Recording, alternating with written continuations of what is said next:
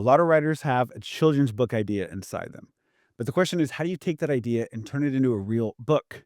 Well, my guest today, Agnes Lee, did just that. She's a self published children's book author of the viral hit Who Took My Stuff and the corresponding plushie that goes with it.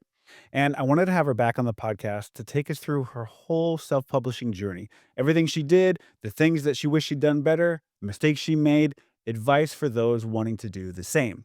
It's my hope that this episode serves as a rallying cry. If you're one of those people who's thought about, maybe I want to write a children's book one day, that this encourages you to take that first step. So here we go.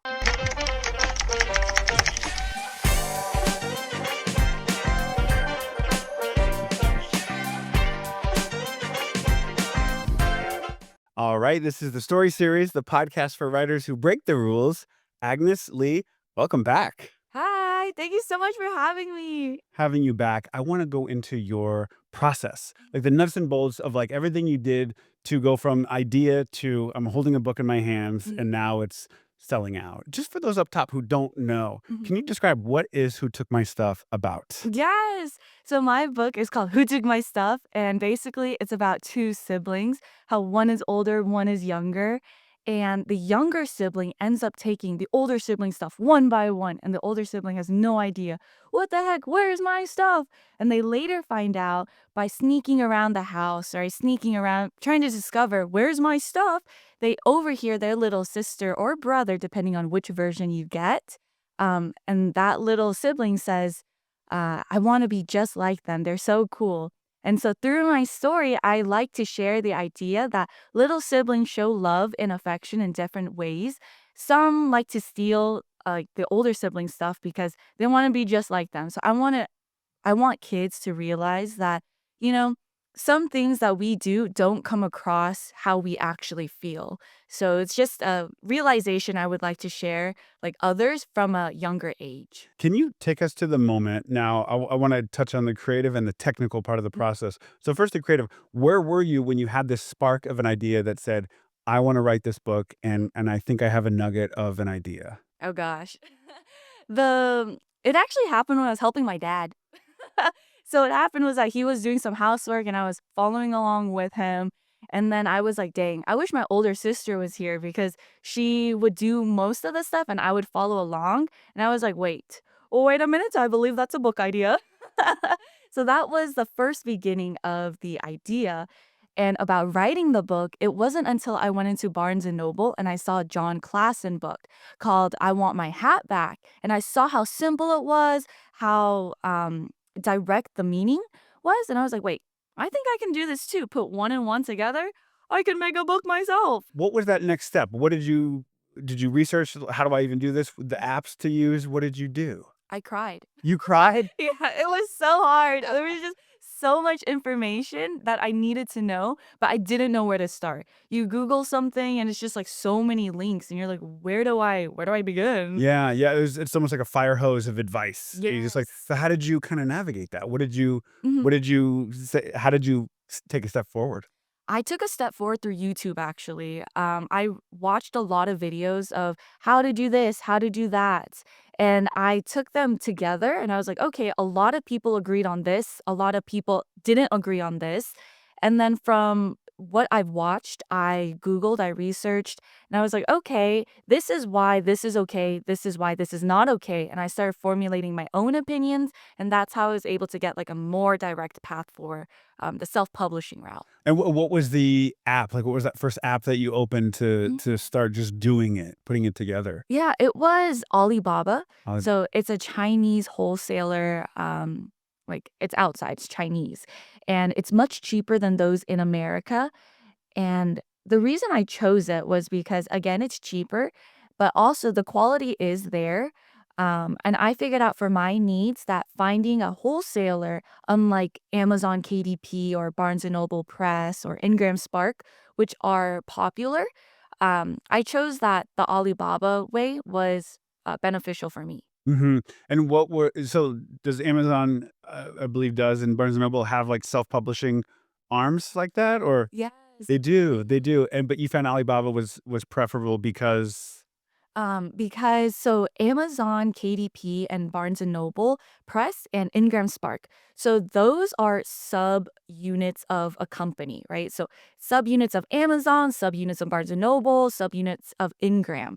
And so basically those three big companies are like, hey, we have a self-publishing sector. If you guys want to self-publish a book, here you guys go. And so though they have great benefits, there's also a lot of cons to it. You have an ISBN, for example, which is a book's social security number. And so the companies are very generous, and this is specific towards Amazon and Barnes& and Noble. Those companies are generous in saying, hey, we'll give you an ISBN for free. You don't have to pay the $250 from the original, from the official site of Bowker's, right? We'll give it to you for free. But because we gave it to you, you could only circulate your books through our system. So if I choose Amazon KDP, I can't go to Barnes& and Noble and say, hey, I would like to sell my book here. They'd say, oh, the systems don't match. Amazon is not part of Barnes& and Noble, and vice versa. Ah, so they're Mhm. each gated communities Yeah. in a sense, whereas Alibaba allows you to go anywhere. There's a freedom to it. Mhm. Ah, okay.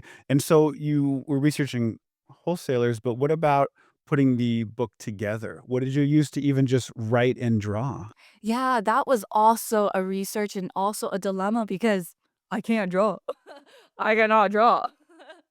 And so I definitely had to research and watch videos too, like how do you even start a character? Because I have a children's book and I figured geometric shapes is the first step you have to take. And so through YouTube, I realized Canva and then I saw Procreate, which is a very popular app on iPad. And so I decided for my benefits, Procreate was the way to go, then Canva. Mhm. And did you use an iPad or a desktop? I used an iPad. An iPad, Yeah. Procreate, and so you kinda go character first in terms of just rough drawings, brainstorming, and then you decide on can you describe the main character's shape? Yes, a very poorly drawn paper bag girl. Paper bag girl, which is kind of a boxy head, a square head, Mhm. right? Yes. Yeah, yeah, and so that kinda speaks to just that simple language of a Mhm. character. Yes, exactly. Huh, and Exactly. so you found the character, and then did how did you go about writing the story and just plotting it out? Mhm. And just how did you decide how long Mhm. to write the story? Ooh, those are really great questions. I guess for how long, I'll start off with that one, is that I think that's something a lot of first-time authors have to consider because my book is it's pretty long, I'm not gonna lie, it's pretty long, but there are some benefits that I'll get into it later. Um, and so, most children's books that you see, they're only like 30 pages. Mine is kinda double that because the words are on one page, the pictures are on one page. I wanted a very simple, very direct, low stimulation for kids.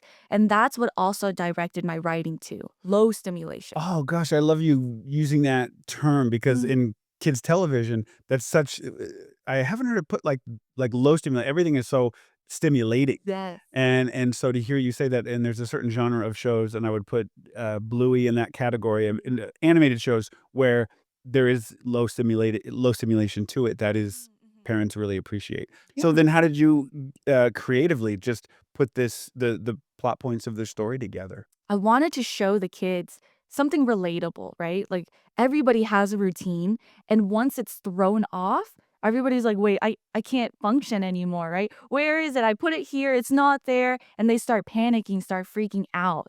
So I wanted to have a relatable story, but also very simple, so that way they can the kids, the audience, the parents too, can reflect on their emotions very, think about, "Oh, wait, I could be calm and collected just as these words are simple." Mm, I like that too because, as a father to a toddler, routine is everything. Yeah. But so if they're out of their routine, even at that age, it's like, oh, watch out. And so that's just a great way, a simple way into a story is just Mhm.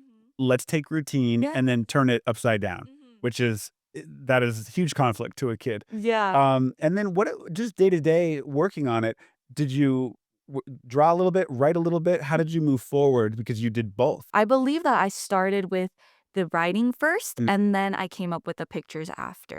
you did. Yes. And approximately how long did you take to write your first storybook? 2 to 3 months, I would have to say. Yeah. So, even though when you take a look at my book, it's like 3 sentences or 3 words per page. It took forever. And when you decided you were done Mhm. and ready to go to the next step, what did that look like? What did you do? Did you already have Alibaba identified? Mm. Actually, on Alibaba, there's like a bunch of companies to choose from. And so that was also another process in itself where you reach out to different companies. And it was even harder because different time zones too. And so you would reach out and be like, hey, this is my idea. Can you show me what you have to offer? What are the prices? So I did that for a bunch of companies. Uh, and so after I was done with my manuscript, done with my illustrations, it was on to, okay, let me try to find the best company that can deliver the illustration, deliver the paper quality, the color quality that I want.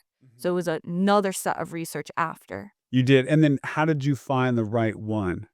Oh gosh, that one, it was through trial and error. Yeah. Yeah, it was just like cold messaging people saying, "Hey, this is what I want to do. Um, can you send me a sample copy?" So I received so many sample copies. So, of your book, Yeah. they would print out a sample Mhm. okay, and can you share what that is there a cost to that sample copy? You have to pay Yes. something up front? Yeah, Yeah. it's upfront because it's a one-time copy of a wholesale. And so typically it's around 90 to $100 for that one book. Mm, But you can really see the quality, so I highly suggest you do it. yeah, that's just I imagine, a very important step because once you do that, then you're gonna order, Yeah. several hundred or what there's no turning back. Mhm. So and how did it feel just getting those sample copies? Oh my I god. guess the first time you're holding this Yes. thing, right? I was so excited. I took a video. I was like, I was so excited. It was so crazy Yeah. because it was the first like ever creation. Really seeing my imagination come to life, seeing the colors. I was like, wow, this is surreal. This is a product. What did you notice about the different sample copies that you were holding? What did you like? Mm, What did you not like about just touching them and yeah. how they looked in the ink and all that?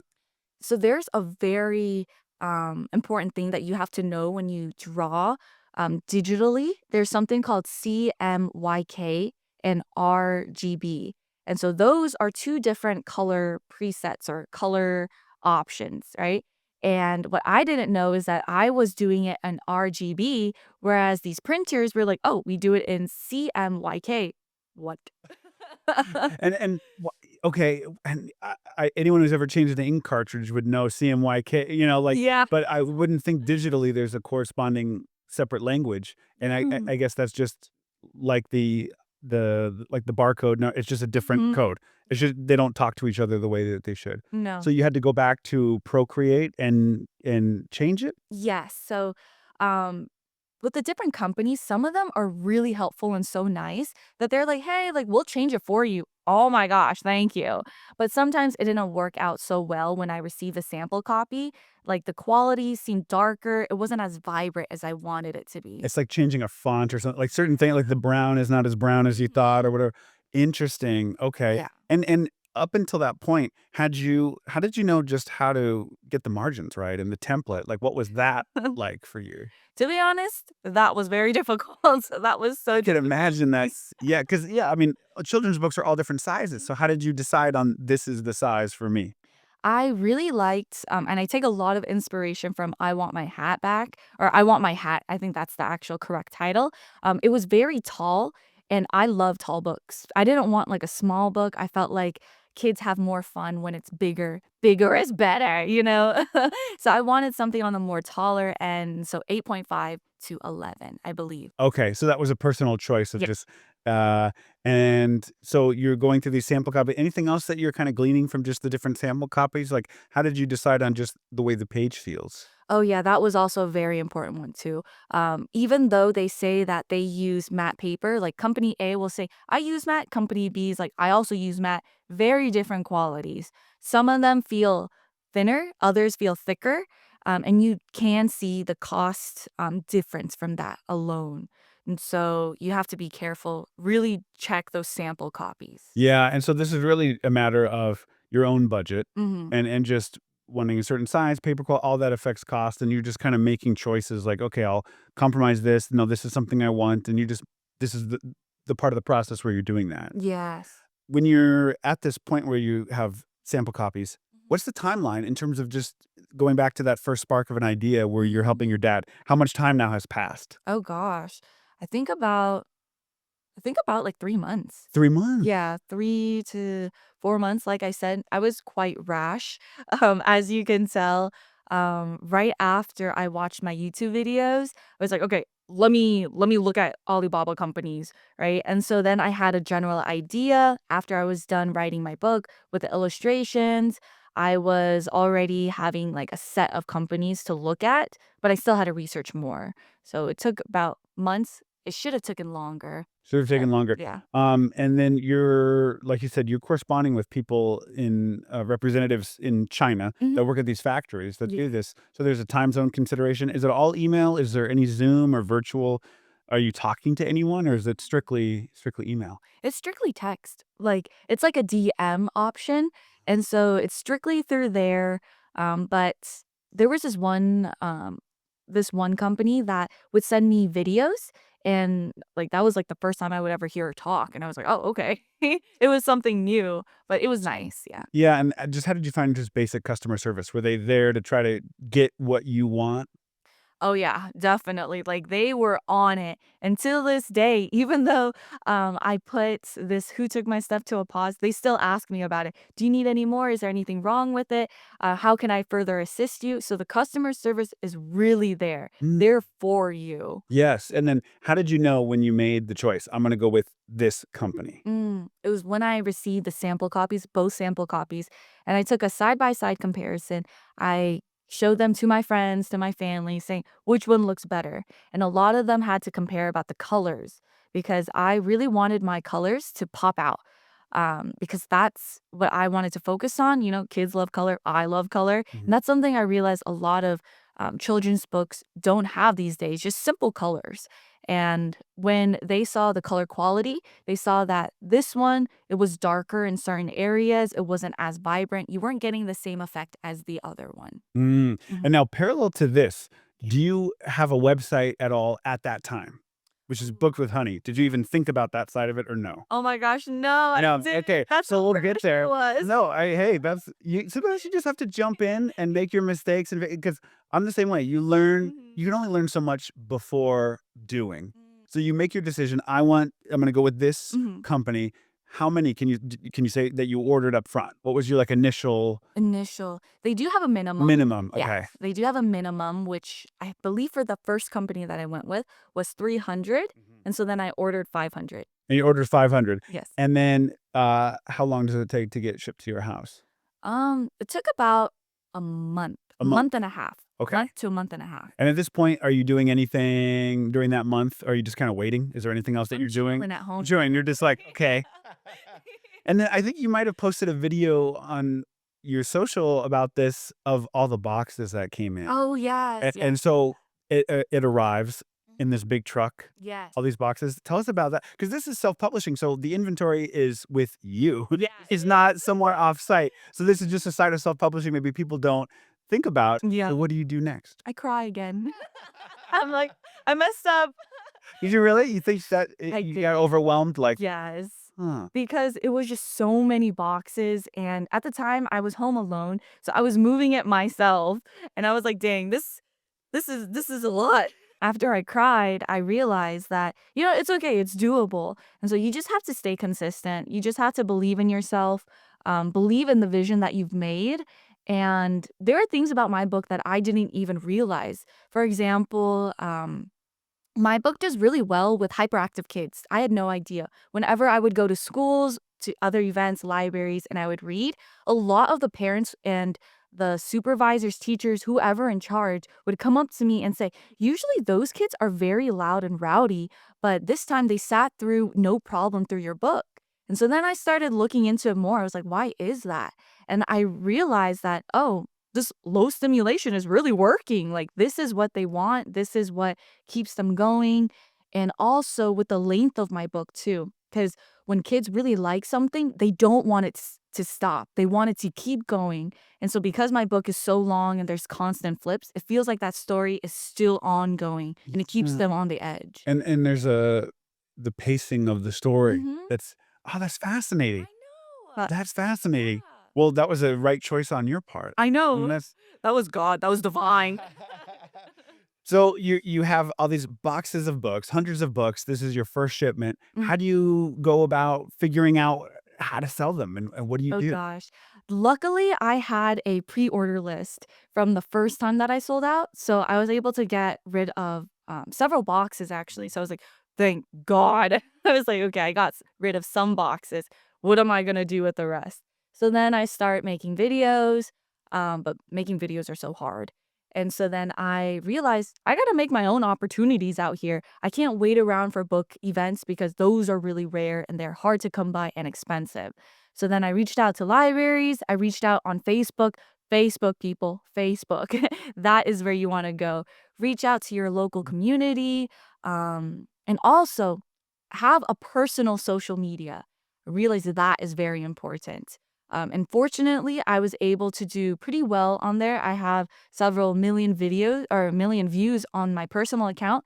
And when people realize who you are, see your character, they go, yeah, I really support what this person is doing. And so then that's where the sales come in, the supporters, the help, and that's how I was able to, slowly get rid of the boxes, slowly but surely. Yeah. Ships to the post office or the you just ship it out? Mhm.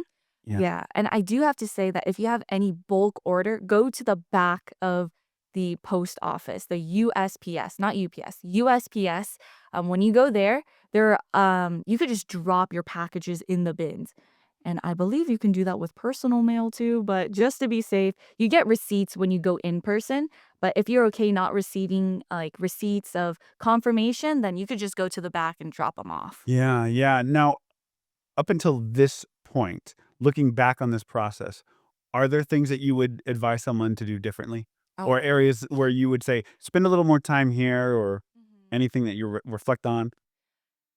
Definitely. Gosh, there's just so many that I would say. I would say be sure on which area you want to do. Really research if you want to do Amazon KDP, Barnes and Noble Press, or through Alibaba because there are different workloads, different work ethics that come through all of those paths. So first and foremost, before you begin, which one works best for you? Which one suits you? Which one, do you think you'd be most satisfied with? Would you still make the same decision to go with Alibaba? I think so. You Yeah, think so? I think so. And at what point do you decide to make a plushie? Because you see that there's a popularity Yeah. for your book, like, and then all of a sudden you come out with this plushie. It was a decision that I've always wanted to do when I came out with the book, but I was like, "Okay, like, nobody knows me." I have no business, no clienteles, no fans, right? And so after I first, sold out, people are asking, "It would be so cute for a plushie." Yes! This is what I wanted. Yes! I was like, "That is what I wanted." And so then, I went back to the drawing board. I went back to Alibaba, and then I went back to researching, cold, like, texting people saying, "Hey, send me a sample copy." Same process, but this time with a plushie. Yes, and Mhm. so it's, same Chinese not same Chinese manufacturer, but Yeah. that same kinda process. Yes. I really like huggable plushies and, like, holdable. I don't like those small ones, so I figured I'm not gonna do a small one. And so I wanted, like, a bigger one, so I went to other stores like Miniso that have, like, cute plushies, and then I was hugging them. I was like, "This is nice." Yeah, well, okay, and now something that I learned from you last time, which I think is brilliant, is that and I didn't know that a lot of people don't know this, Mm. that you can call Barnes& and Noble and set up your own book event. Yes, You yes. can, Mhm. and that's what you did. Yeah. Yeah, Yes, I as one did. of the ways to get it out, and then Mhm. that was, the one event that kinda changed everything, right? Yeah. That first It one. was, yeah. Yes. It so much emotional, like, transformation, literally from the lows to highs, but I do have to say that, um, there are a few select of Barnes& and Noble that will let you come in and do that, so every Barnes& and Noble has a different process, and I Mhm, learned that later through time mhm. as I was calling more. Yeah, and in the last episode, we talk about that whole timeline of you think it was the worst event ever, Yes. then you wake up and it's incredible and go viral and it's just a beautiful moment, and of course, that's when you just completely sell out and go crazy with demand. Yeah. Now, before we sat down, you Mhm. just said that your latest shipment sold out again. Yes, they're So about to. yes, yes, and you, since then, and we touched on this, have the book Who Took My Stuff is about sisters, but you have a brother version I as well, do. and so what is next for just this character and these stories that you started? I definitely am learning how to animate. Super difficult, but I am trying to get there slowly but surely. Because I would like to have mini series on social media, and the theme is just, siblings. Like that's my whole theme as an author. I want to share stories, relatable stories, have parents who read these to their kids also think about their own childhood, think about their own siblings, and so I wanna create that into an animated form, a watchable, um, you know, take on entertainment. Very short, but yeah, that's the next plan for this character. I love it, and I asked you this last time, and I wanna repeat this because I loved your thinking behind this. Does this character have a name, It does not have a name and can you say why? because I want it to leave, it open interpretation for the reader, for both parent and child. Think about your own sibling, think about yourself, place yourself as this, poorly drawn box character. Yeah, see, I love that because you obviously have the creative eye and the thinking of just what just your own personal taste of what works in children's literature, and then you back it up with just a heck of a lot of technical research and try to figuring all this out. So I'm excited. I think that shorts or a series, some sort of animated component to this character is Mhm. a great move, a great idea. I Thank love that. you. And so, but what are you doing to, uh for research that like, what kind of animation style? How are you going about making those decisions? So I realized that 2D is very hard for me. It's very hard because you have to draw everything yourself. And so then I was looking at shows that I like. I was like, okay, what kind of drawing style do they have? And I realized most of them have 3D. So then I started looking into 3D, like Blender, for example, and I would watch YouTube videos about how to do it. And I still am. I have gone onto a new app. It's called Nomad, and I've been trying to figure out which one do I like more, which one is more user friendly for a beginner. So again, it's a lot of trial and error. Which one suits me? Which one can I even do? Looking back on this, what advice would you have for someone who's starting out and wants to self-publish a children's book? Mm, What would you say that first step they should take? gosh, it would really be, mm, what do you want to accomplish? What is it that you want to share? Do you want to become somebody great and well known? Then probably self-publishing might not be your route, right? I would suggest traditional publishing because you get more eyes and more marketing that way. Whereas if you just believe in yourself and you have a story you really want to share, go self-publishing, right? If you have a niche group of people, right, go self-publishing. Um, because in traditional publishing, which is where you sell your rights to a publishing firm, they take control of everything that you do. And so because of that, if they don't like something, they'll change it, right? For example, for Who Took My Stuff, they would not like the how long it is. They would not like the simplicity of it. They would not like the colors, the drawings of it. They would say it's you need to add something more. And that's what I've heard from literary agents who I've shown this book to. But then this is where you have to believe in yourself and also do research, right? Because I would have never known the the impact that this low stimulation book has on kids. And I'm pretty sure that that's a missed quality a lot of traditional publishing firms have. And so really believe in yourself, believe in your vision. What do you want to accomplish, right? And that should be your motivation of is this for me or is the other thing for me? Yeah, you bring up the idea of ownership, Yeah. which is interesting. So because you own this is your creation, you were able to pivot quickly in response to the demand of a plushie. and now you're going into, animation and Mhm. some sort of animated component to this, which Yeah. is your own doing. If a traditional publisher owned it, there's no way that that would, or if it would be so slow moving, Yes. and so you're able to, for better and sometimes for worse, you are able to work at your own pace, Yes. and that means you take on more of the burden and the risk, but Mhm. it's yours. Yeah.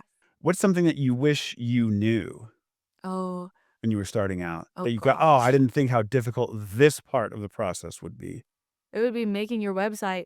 Really? And what was hard about it? Um, just how to use Wix because Wix. that's what I used. I found that what I wanted, Wix had the attributes, the characteristics. Bro, it was so hard. It was so Oh, hard. you did it yourself? Pretty much you just researched and doing it yourself? Mhm. That's incredible. Yeah. Yeah. And then I also had a friend help me with the color designs just recently. So I rebranded my website. And it finished like last week, I think. Oh, great. Yeah. And when in that timeline of the life of the book did you say, "Okay, I better get a website going now?" When you got that first shipment of Yes. books? Yeah, you're like, "Okay, I need some sort of storefront." Mhm. And that was the giant uphill battle. I would have Yeah. thought it was shipping as being just a pain, but no, it's the No. website which is hardest. It was the website. It was so hard. I was literally up at 4 a.m. How do you rotate an image? It's like, what do you do? Wow. So hard. But you just researched and you did that yourself too. Yeah. That's incredible. No, thank That's you. incredible, Thank and it you. clearly worked. Yes. It clearly worked. Mhm. Um, Now that you have some distance to that viral moment, all that, just this process that's it's still going for you, Mhm. but it's some time has passed. What's been your favorite moment? Oh my gosh. It's definitely when I read in person. It's when I see the kids and they really like it. They come up to me. There was this one kid when I went to the Bay for a personal trip, and this one kid comes up to me and he goes like, "Excuse me, are you?" He couldn't pronounce my name, but he was like, "Are you Agnes Lee?" And I was like, "Yes." And he goes, "Did you write Who Took My Stuff?" And I go, "Yes." And he recognized me. I was like, "No flipping way." So that was really amazing. Wow. It's really seeing, like, the kids' enthusiasm for what I created. Are there any more books in your mind and in the pipeline? Yes, I remember I showed you, like, the pre-works of something, Mhm. and I've actually finished. This time, I do wanna try to go through a traditional publishing just because I wanna see how far it could really go. Um, I am gonna be a little sad, though, because I've reached out to literary agents and they've already wanted to change certain aspects of my book. And I don't know if I'm willing to do that just yet. And so, again, even though I've been in the game for a while, it's still trying to figure out what works for me for this next book that I have ready. Interesting, and so I wasn't aware that you were already reaching out, which is great. Mhm. Does your, just background and what you've done, kinda catch their attention? It How are you does. finding it does not? It does not catch Well, their I hear mixed things about, traditional publishing and not understanding the whole online world, and so it's Mhm. like, well, yeah, and so I would so the no, no, you're just getting No. their attention, query letters, and just Yes. knocking on doors. Yes. And for anybody who wants to do traditional publishing as a self-publisher, I had no idea. I highly recommend have other works to back you up because I caught somebody that was in the top 25 literary agencies, right? I was like, "Oh my gosh, this is amazing." But then I caught that fish, right? I literally view it as fishing, right? I caught something, right? And then he asked me, "Do you have any other works?" I said, "Oh, of course I do. Of course I do." So then I hastily, like, wrote something, I sent it out, and he goes, "Oh, well, there are some issues here," right? And then I said, "Oh, let me fix it." So I did, and he said, "Okay, much better. Good luck." And so that fish just swam away. I was like, "Oh, okay." I had no idea I should have polished works, like, beforehand, Like other examples, like other works. other Yeah, books. that you want to publish. Huh, so Yeah. it's not unlike the kid space where it's like, "Hey, the script is great, what else do you got?" Mm, You're like, well, this is my only script." It's like, "Oh." yeah. So that's a similar thing. Do you introduce yourself as a self-publisher that, "Hey, I've done this," so they at least have some context? I do. You do, just so there's that's in their mind. Yeah, like in the query letter, you have a small, very small snippet about yourself. And I just put out that I'm a self publisher, I've sold out, I'm about to for the second time. But But it's Mhm. experimentation. That's part of it. I mean, no matter what, you own Who Took My Stuff. You own that. And so it's like, why not experiment with your next book? See what that does. And you can always do the self-publishing route too. Mhm. And so I think that's great. Before we go, I like to, as you know, ask about a rule that someone believes is worth breaking. Ooh. And last time I asked you that, you said that you like to uh, take a wagon to book events as your kind of mobile booth and kind of crash a book event to avoid the The the feast. the sign up fees, which I loved. And so I want to ask you for a different rule. If you're looking back on this Mhm. process, is there something that you think, you know what, you can skip this step, you don't need this part? Mm. There's something else that comes to mind? People say that when you self-publish, you should have one social media, right? No, you should branch off. You should have multiple social medias, right? Because you never know which one's going to do well. For example, when I started my personal one, I had no idea it was going to do well. It was just for fun. But then people found me that way. And so don't just stick to one account, as people would say, and, post as many videos as you can there, right? If you have different themes, make a whole nother account and just start posting it there because you never know which one's gonna catch people's eyes. So don't limit yourself that Yeah, way. don't. Agnes, this was fantastic. Thank you so much for just kind of peeling back the process of this idea into a sample book, into something that went crazy viral, that's still selling out, and Mhm. now that's just evolving and growing in such an exciting way. So thank you so much for coming back and sharing this with us. Thanks. This was so much fun. Thanks, Brandon. Hey, before you go, thank you for listening.